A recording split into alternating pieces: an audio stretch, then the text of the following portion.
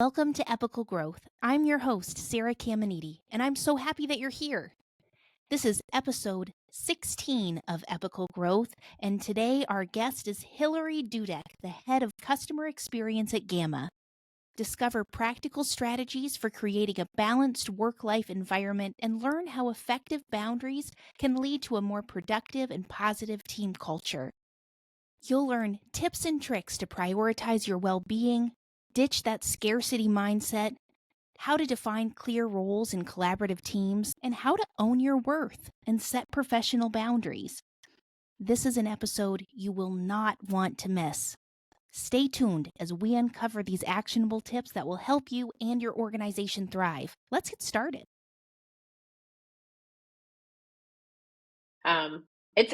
It teaches you so many skills that I think translate so well to customer service and customer support, like not being afraid to talk to anybody and being able to hold an interesting conversation, able to speak clearly.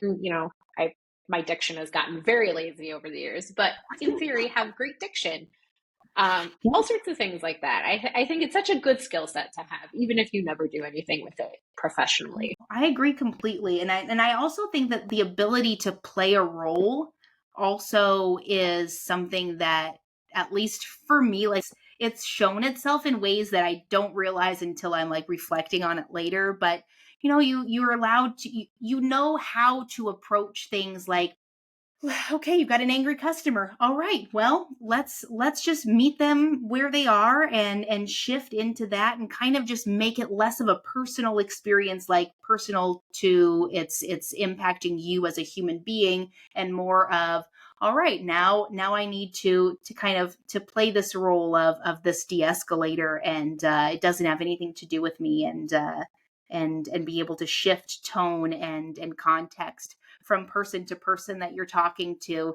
I think a lot of that can come from a musical theater background too. I completely agree. And I think that lends itself, being able to put on a different role or persona. I mean, honestly, similar to, I never worked at Disney, but it seems similar to working at Disney. Like, I am now this customer service person that cares so deeply, and I'm going to, not take anything personally. But then you can drop that persona, and it creates a boundary between yourself and your energy and the energy of the person on the other end of the interaction. And I think that's something that's really important, especially in industries that are already really tough to support, like healthcare, for example. I mean, healthcare is overall a fairly depressing industry to work in customer support.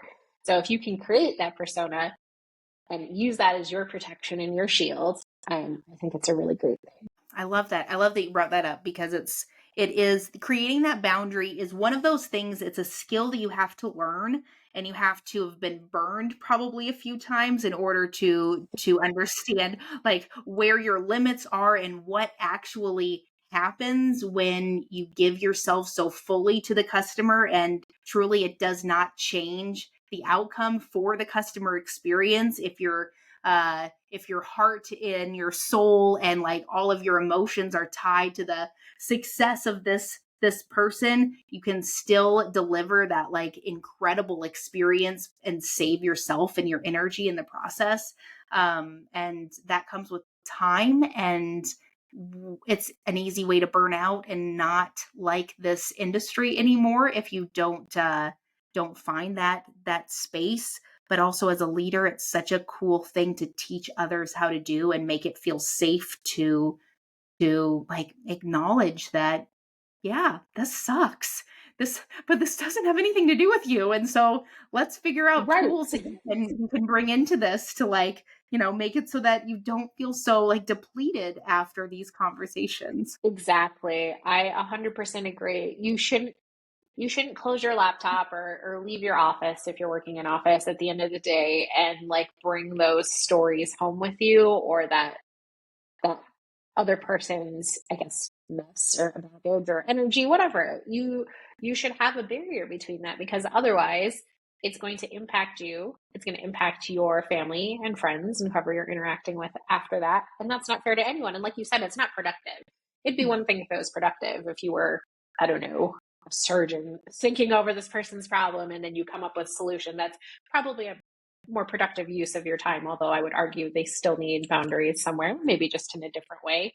But like you said, you can only do so much. So at that point, you have to be able to say, I've done what I can. This really sucks, but it's got nothing to do with me. Yeah. Yeah, and I think too it can really impact your self-esteem and your self-worth. It's if every day Yeah. you are allowing these other people that you don't know to speak to you poorly, or to talk down to you, or to just like impact you in ways that it's not appropriate or it's not healthy. And if you don't have a leader that's able to give you that out of, no, there is no way that you are supposed to be treated this way. There is no way that anyone is going to treat my team this way, and step in and give you that freedom to say, this one has been a hard one, or I'm really thinking it's leaning into danger zone. Can you just jump in here, please? Because I just don't think I have it in me to continue on this conversation. Gives your team just such an opportunity to breathe, and sets the tone. But it really is up to leadership to make that happen. It really, really is. And that's something that I've always strived to do. And just always make it known and reiterate and then put it into action. Of course, it's one thing to say things, but then if you don't actually jump into the interaction to support your people, I think it's kind of meaningless. But making it very clear that, we have zero tolerance policy for harassment and abuse, verbal, any sort of abuse, any sort of inappropriate language. Language, I feel, when it's just like our normal everyday 4-letter words, I do feel like there's some people that handle those better than others. So I've always blurred the line a little bit there. If someone's super angry and they're maybe swearing at your product, for example, if you're the type of person that is unbothered by that, then great, like just roll with it. But if it's personal to you, or we're cursing people, or threatening people, that's something that just won't be tolerated. And I don't care. I will go to bat for you, to leadership. Hopefully we have a good leadership team that will also be on my side, but I don't care. I don't care if we lose that customer. I don't care if we lose that revenue. You're still a human at the end of the day. This is just a job in this capitalist hellscape that we're living in. And it doesn't matter. Your personal well-being is not worth it. Yes. And it doesn't even have to escalate to a point of a 4-letter word or actual abuse. If it's like any feeling that you get when you are approaching the conversation, or something like starts to get those feelers up of, I don't really like this anymore, then I always tell my team, just call it. Just call it. I would way rather you let me know and bring me into the fold than wait until it has hit that point and you are feeling those things and Right. they are saying those words, because half the time you just need to say the exact same thing that everyone's been saying to this person, but then put your title at the bottom, and oh my God, miraculously, yes. they're so grateful. You get it. You understand. I know. Early in my career, I would go in and I would do exactly that. And I definitely had directs that were like, but I just said that. I'm like, I know. And it should matter when you say it. And I'm sorry that it didn't. But the fact that yours says, customer support agent, and mine says customer support manager, makes a difference. It would also make a difference probably if I had a masculine name versus a feminine name. So it's out of your control, unfortunately. That's the world we live in. Yeah. And even I love that you said that the masculine thing, because that is so true.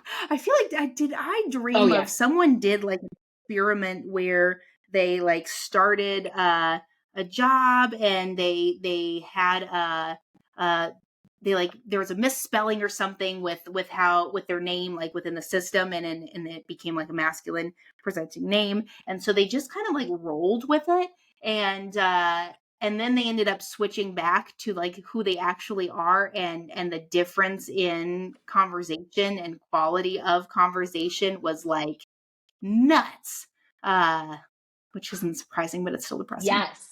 No, you did not make that up. I don't remember who did it, and I don't know if they were part of the community or if it was just a community member that brought it up and talked about it, but that definitely happened 100%. And I saw another article, a more recent one, where this person, I think she was an individual contributor. She was like a consultant or something. And so she had a website with a AI chatbot that had a masculine name, or no, it had a feminine name.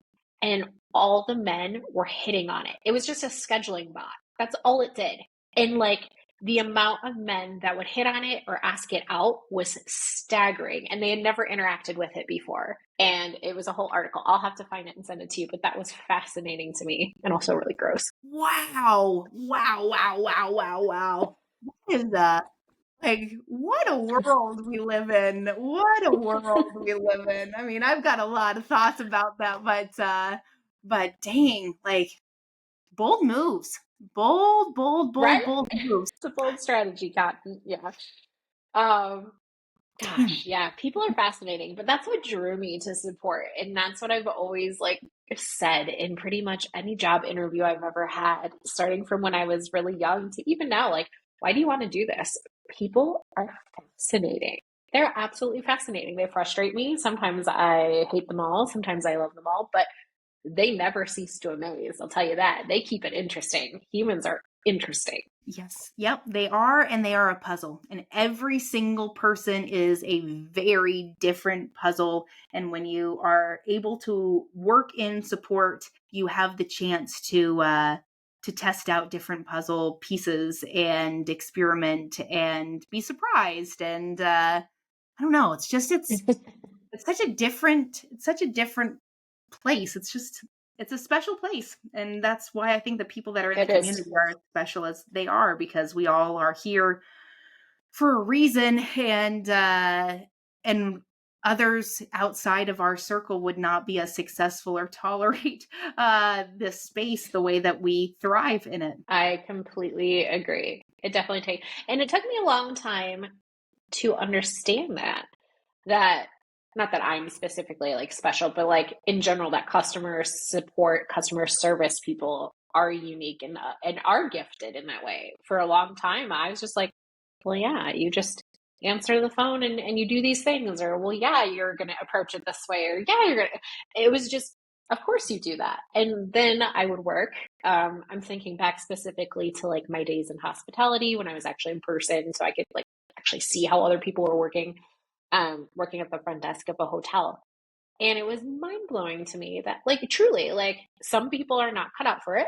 I'm sure they have other gifts and talents that they should be applying elsewhere. But, like, the amount of people that didn't get it from a customer service perspective, it was super eye opening to me. And it made me feel really good about my career and where I'm going in it. And that, this truly is a skill set that not everybody has, and that's awesome. Yes, 100%. It is it's something that took me a while too, and I've noticed for a lot of folks the journey to actually a career and being proud of your career in support has been a long and bumpy journey. And I mean, I think some of that has to do with tech and the industry, and actually creating a space for people to like level up their career in the support world and have it not be just a stepping stone. So the conversations have kind of changed in that regard, but still it is a group of people that have to be clear communicators. They have to be able to be quick on their feet. They have to be articulate, but also be able to pivot. They have to be thoughtful and empathetic. They have to be actively listening. They have to be doing all of these things. And that's just in one interaction. They've probably got 7 other Yes. interactions that they're dealing with at the same exact time, and they're able to do it. So yeah, it's a skill. It 100% is. And people should feel good about having that skill set. And there's a use for it. There's never going to be AI robots, AI, whatever. It's never going to get to the point where you won't need a human. Using hospitality, since I just used that as an example. Of course, you can like automate your check-in and check-outs. And honestly, I really like that because I like not having to wait in line and talk to a human. But like pretty much every single hotel still has at least 1 or 2 folks at the front desk. Like your skills will always be needed. Fast food workers will always be needed. Like delivery people, all this customer service, it's not going away. So why not double down and be proud of what you're doing and like work to like just really excel in those skill sets? Yes. Totally. It is it's so true that this is a weird time that's like it's a positive and a negative thing that's happening right now with AI with the realization of what support professionals are actually doing based on the types of tools and analytics that are coming out of customer support focused AI things. Because these are things that we've been doing manually for years. But I think that it's going to be a huge shift in like a couple of years where all of these places that were like, oh, we're going to be totally AI. We're just going to totally lean into AI. This is the only way that we're going to do it. You know, we're going to even do AI on phone support. Why not? And then they're going to realize, oh, hey, yeah, no, we have lost a huge amount of credibility of our customers of the type of like I don't know buzz around us because now we are known for deception and poor Yes. service and making things incredibly hard for customers and it's gonna backfire very very hard. Yes, yes, 100%. Use AI, use these cool tools that are coming because they're very cool. I work for a company that uses AI to build awesome slide decks. But it's not replacing the person delivering the presentation. It's not replacing the person. It should make the customer support person's job that much easier. They should be handling what I consider, if you truly love customer support, is the fun stuff, the complex puzzles, the really tough things, the mindless, repetitive, questions or whatever. Those can be done away with, absolutely, and redirected to help center or the AI or whatever. But it's only to make more room for the customer support person to do their job as excellently as they can. That's just a skill set that I don't think AI is ever going to be able to replicate. No, no, and even those ones that are those like repetitive tasks or questions, I love those ones because I think that they are a gateway to developing a relationship with the customer because you are showing them that even these questions where you may feel silly asking them because they seem so obvious, no, it's still a safe space Mm-hmm. for you to ask those questions. And if you create that kind of foundational opportunity with the customer, then you're able to have a conversation about their use case and really understand what's going on, why they are having such a hard time remembering their password or why they're having such a hard time like understanding this little corner of things. And if we just make the assumption that those questions are just questions, like it's just like we miss out on so much that could happen. I really like that perspective. Um, I don't know that I 100% agree. I don't know. I have to think about that because you just honestly, it comes down in my mind. It's like a triangle, and at the very base of it is prevention. Like your product should be good enough, or clean enough, or well designed enough that folks don't have questions, and that folks understand. Like, oh, I can reset my password here, or whatever the case may be. But if your product isn't there yet, that's interesting.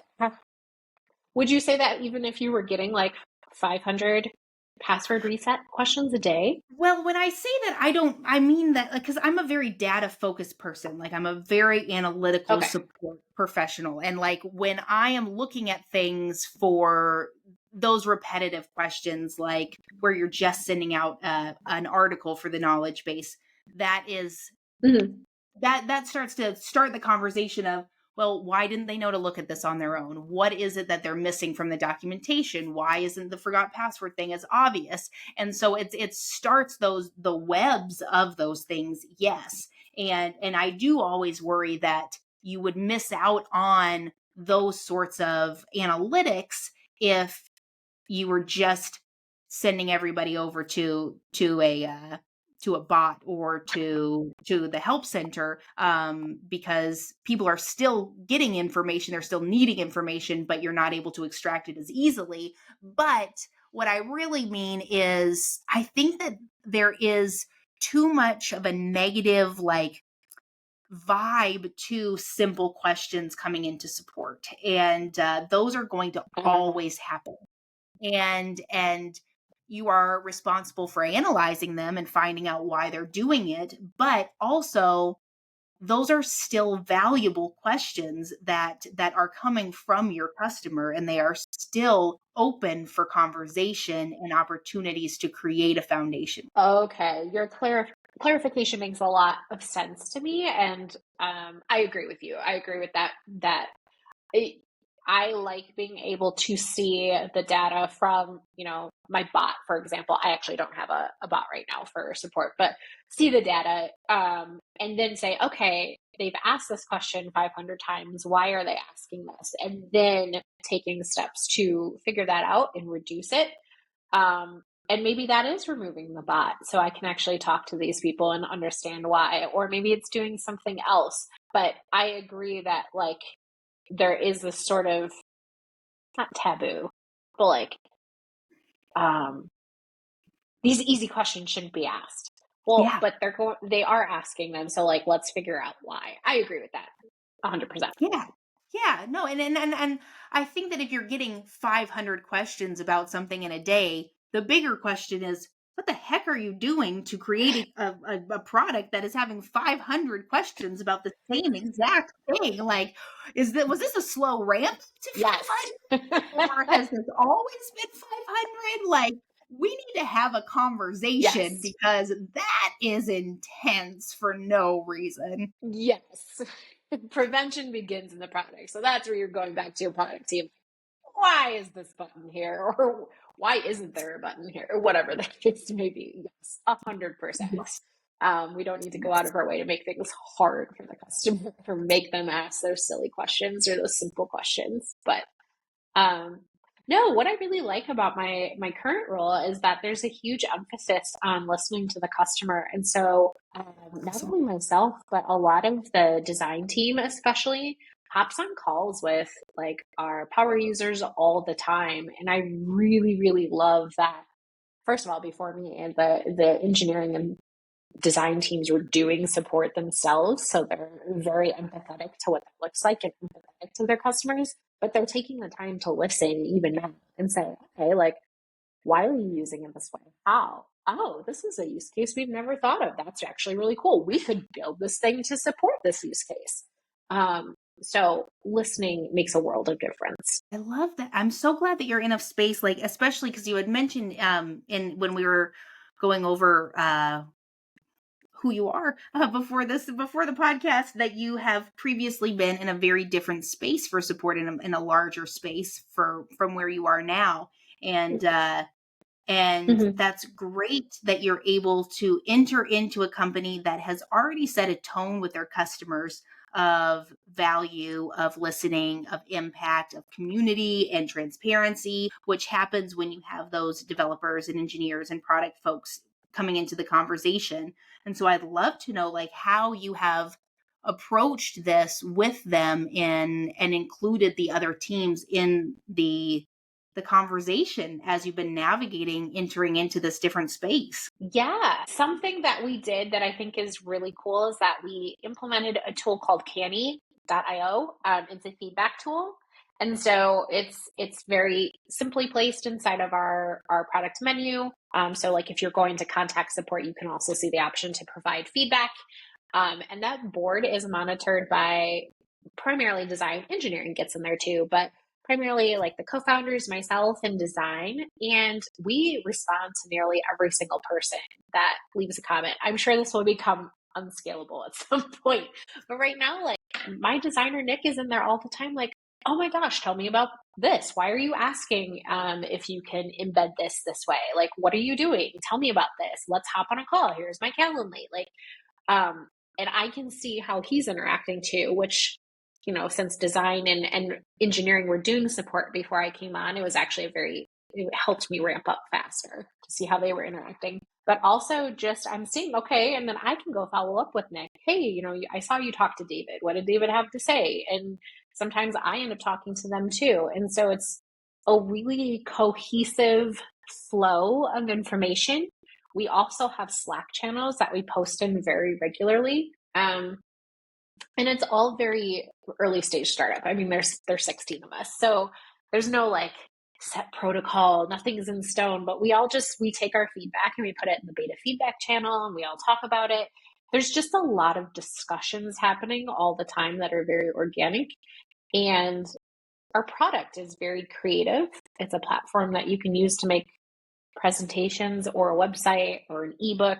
I've seen people make a website for their like restaurant, family-owned restaurant. So it's very flexible and fluid. And so we're kind of taking that flexible, fluid approach as well. And we're not locking into any one thing, which I think is really cool. I started to ramble a little bit, but basically, like, using shared platforms like Canny really helps facilitate those internal conversations. No, I love that you are in such a collaborative space. And I mean, 16 folks is actually from because I come from bootstrap world, and so that's like long-term company team size in a lot of regards. Like that's Yeah, 16. And I've been at early stage startups like this before. For example, Handshake. I was the 13th time. And I watched it scale and grow. But it's so nice to be back to what feels like my roots with this really tight, close-knit team.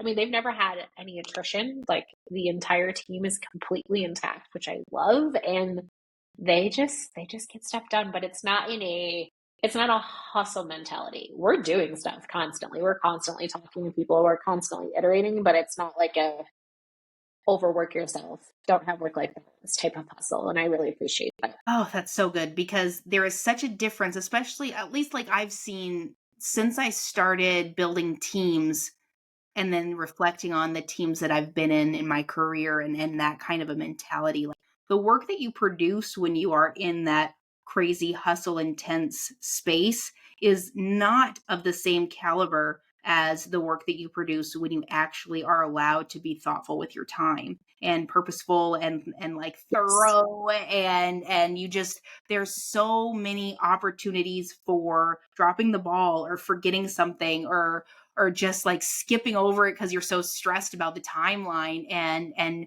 to build a culture around, no, we hired you because you're really good at what you do, and we want you to be able to do that to the capacity that you see fit, and here is the space to do it. That's when things really, really shine. Yes, 100% agree. And I mean, I've been in the office one time with them. They're mostly in office. I mean, they work like remotely from an hour away, but they're mostly in office. I'm one of the only few people that are remote, truly remote.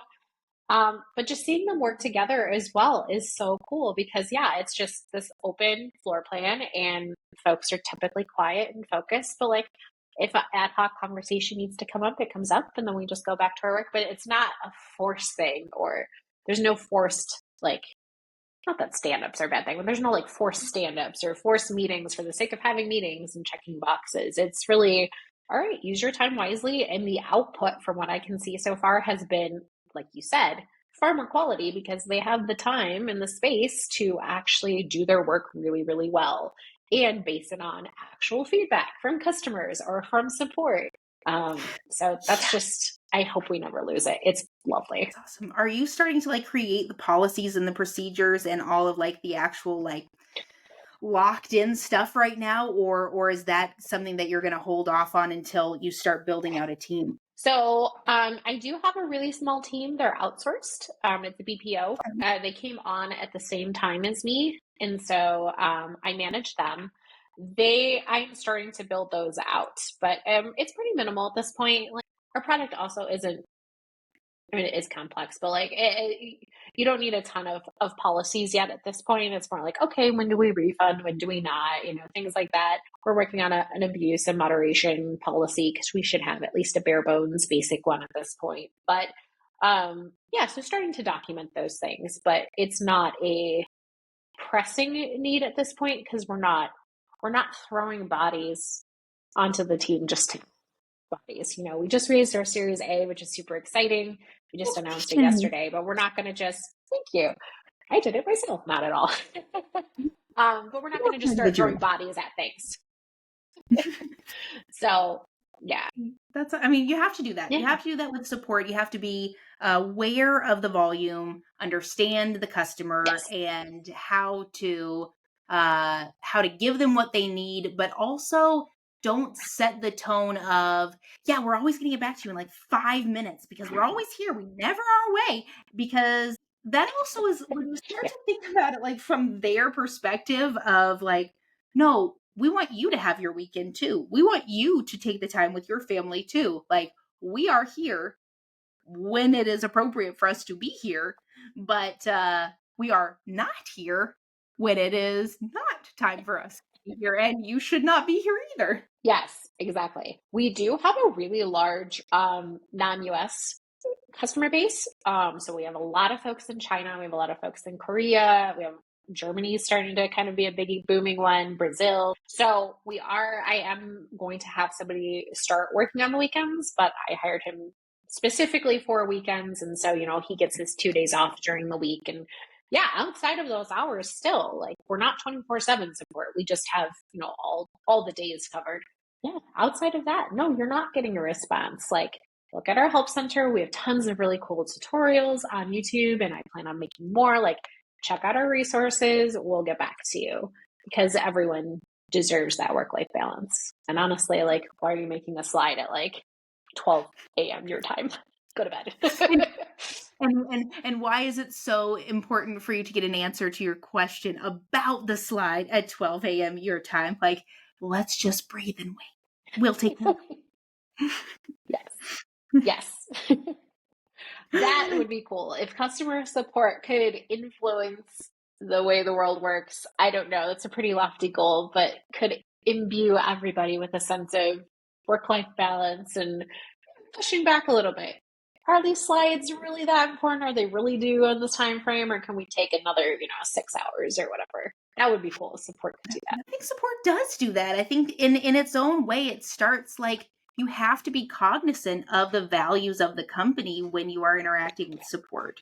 If you are setting yourself up with fake expectations, that's on you, because you didn't look and see what the support policy is, what's the SLA, what are all of these things that are associated with it. And so if you are a company that wants to create a space for your team that is where they are allowed to enjoy their downtime without having to have Slack on their phone on just in case there's all these fires that really aren't fires, then the best way to do that is through customer support, and have that message be, okay, like, we hear you. We're going to get to you. We support you. We want you to be successful. Here's our help center. But we have boundaries, and maybe they'll start thinking, hey, wait a second. They're allowed to have boundaries in support. Why don't we have boundaries in support? And maybe it could just like trickle all around. I mean, we're the voice of the company. We're the people that are talking to the trickle. Yes, I like it a lot. Yes, everyone needs boundaries. I like your perspective on that. So you know what I realized, Hilary? I never gave you a chance to introduce yourself. So do you want to introduce yourself? Sure, I can do that. I am Hilary. I have been in the customer support space since 2015. Also started working remotely in 2015.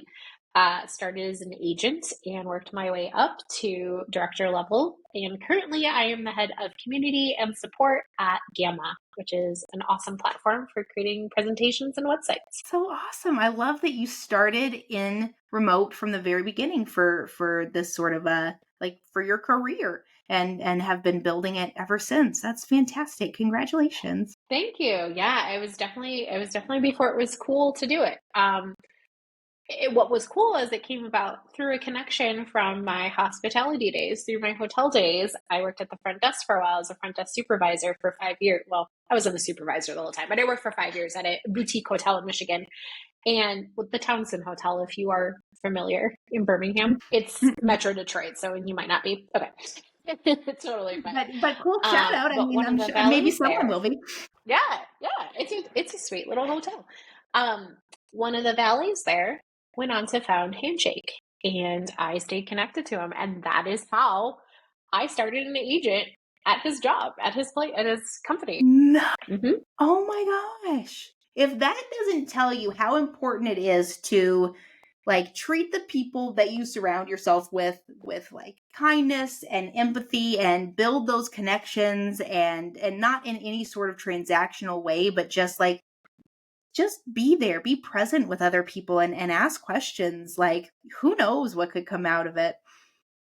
Yes, absolutely. Be present, be a good human, just make connections. I mean, we weren't best friends by any means, but I enjoyed talking to everybody there, and that included bellman and valet and housekeeping. And so when you make those connections, good things come out of it for everybody. So never be too good to be nice to somebody or friendly to somebody. I think pretty much everyone in our community is not like that.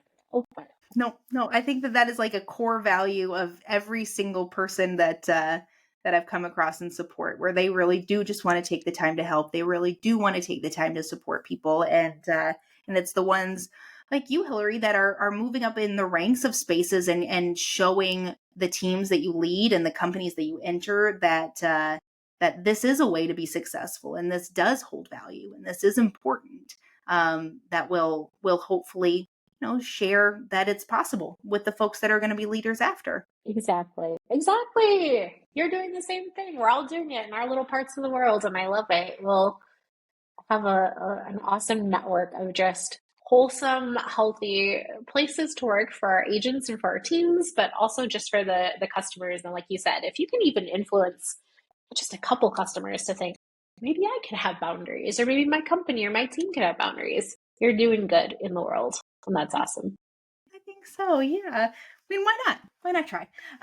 So Hilary, I'm curious too, like when you're working with the BPO for the Mhm. outsourcing for your team, like how does that work with leadership? Like for you as the leader, if they're not folks that you actually found and hired and fact, I mean, like you didn't hire them yourself. They were from this company that Oh, you brought in. So how is that dynamic, and how are you able to kind of influence their ways of working? yeah, that's a great question. So obviously they onboarded the same day as me, so I had zero say in even picking the BPO. But they are a newer one. They're offshores, they're not US, and I really like them so far, so that's helpful. The primary thing that I've done is become very close with their team lead. Her and I Slack all the time. We are constantly communicating. We have a weekly stand up that we attend and chat through things. And so that's really been the biggest part for me, is maintaining that connection with her. We seem to think very similarly about things, which is great. So our leadership approach is pretty much aligned, which is a stroke of luck, but very nice. So, like I said, the two that came on with her are still there, and then we just hired this other gentleman to work on the weekend. So it'll be interesting to see if she's remained aligned with what she brought with the other two, if she remains aligned with this one. But it's just been a lot of communication so far, just a lot of slacking and meetings, and not a ton of meetings, but a lot of slacking and just sharing ideas and such. That's really nice. That's really nice, because it could be such Yeah. a boundaries could be so blurry. And since you came on at the same time, that probably was the perfect scenario to be able to enter this space at the same level and navigate it together and build out what needed to be built out in order to support the team, especially if you're adding extra people too. Yes, yes. And I think it established, like you said, like this really good like camaraderie, because yeah, I wasn't there first and then hiring her, but she wasn't there first and I came in. So we learned together, we onboarded, like the co-founders onboarded us in like engineering and design a little bit. So we got onboarded together. The BPO actually did a lot of the early documentation for their processes as well. So like they kind of took ownership of that. I've refined them a bit since, but like it's been very much a collaborative approach, and I think it's really helped us grow together and help build trust as well. For sure. That's the biggest thing with having any sort of outsourcing is the trust aspect of it. You have to have that camaraderie and that foundation of trust in order for this to be an actual like partnership, because that's what it is at the end of the day. Yes, exactly. Exactly. So yeah, well, we can do another check-in in, like a year or something, but so far it's been a really good few months with them. It's been about 5 months of working with them. What's the company? It's Horatio. Never heard of them. I know, they were new to me too. I was like, I'll check them out. yeah. Cool. Okay, so we are getting towards the end of our hour, and but I do want to ask you, Hilary. So with every person that I have gift me with their time, I like to take a second for you to share what era you are in or what era you are entering.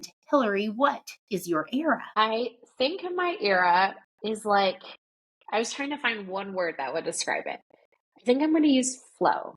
I've just entered my flow era where I have boundaries that are super healthy and I'm not afraid to communicate them. But I'm also just not operating from a scarcity mindset anymore. I'm just like, whatever's going to happen is going to happen. And I know that I'm equipped with life experience and the tools that I need to like get through it. Doesn't matter how bad it is. And so like, I'm just going to relax a little bit and not be so stressed about it, and not, things don't need to be so black and white. So flow seemed to be the correct word for that. It could be adjective, it could be noun, but just I'm in my flow era. What's going to be is going to be. I love this era, and I love that it's an ownership era too. You are, as you should be, proud of where you are in your career. You know what you know, and you know that you do it well. And it's that I've realized this too with the more people that I talk to. It's like it's shedding that desperation. It's we're not like Yes. desperate for this. It's like, no, you need us. You need Hilary to be successful for your company's customer experience, and you should be so excited and fighting to the death for her to join your team, instead of you, Hilary, being like, please just say yes. I'll take anything, which too many people for too Right. long, myself included, enter into those spaces in the beginning of, just don't say no.